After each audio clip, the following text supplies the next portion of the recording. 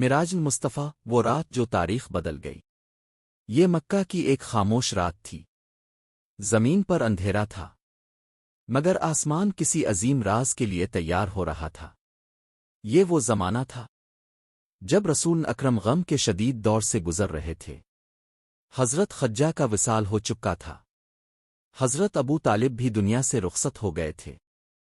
طائف میں پتھر پڑے، مگر لبوں پر بد دعا نہیں آئی۔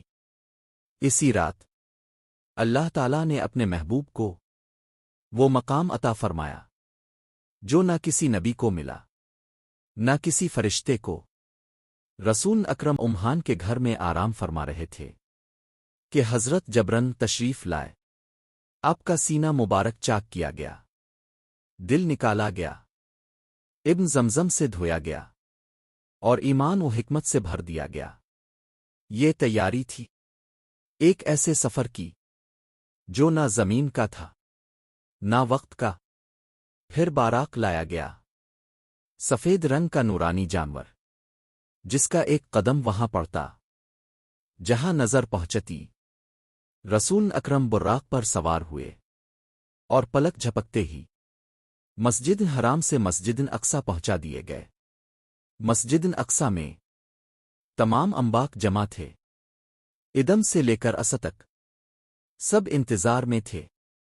اور پھر وہ منظر آیا جس نے تاریخ کا رخ بدل دیا۔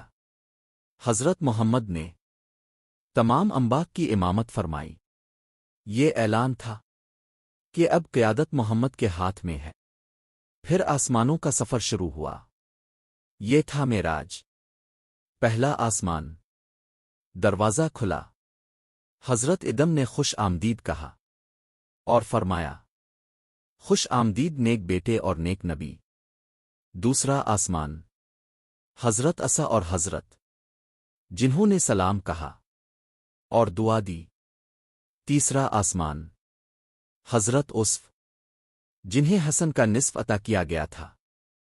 چوتھا آسمان، حضرت ادرسہ، بلند مقام پر فائز۔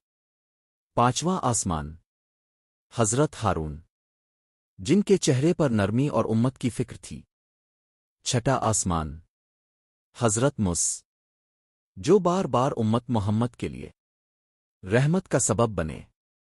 ساتواں آسمان، حضرت ابراہیم، بیت المعمور کے ساتھ ٹیک لگائے بیٹھے تھے، جہاں روز 70,000 فرشتے آتے ہیں اور دوبارہ نہیں لوٹتے۔ پھر حضرت جبرن رک گئے۔ رسول اللہ، اگر میں ایک قدم اور بڑھاؤں تو جل جاؤں گا۔ اور محبوب اکیلے آگے بڑھ گئے۔ یہاں کوئی فرشتہ نہیں، کوئی مخلوق نہیں، صرف رب اور اس کا محبوب۔ یہاں نماز کا تحفہ ملا۔ 50 نمازیں فرض ہوئیں، مگر امت پر آسانی کے لیے 5 رہ گئیں، اور اجر 50 کا۔ یہاں جنت اور دوزخ کے مناظر دکھائے گئے۔ یہاں امت کا حال دکھایا گیا۔ پھر واپسی ہوئی ایک ہی رات میں۔ یہ عظیم سفر مکمل ہوا جب صبح ہوئی اور رسول اکرم نے مکہ والوں کو بتایا تو کسی نے مذاق اڑایا، کسی نے انکار کیا، مگر حضرت ابو بکر نے کہا، اگر محمد نے کہا ہے تو سچ کہا ہے، اور وہ صدیق کہلائے۔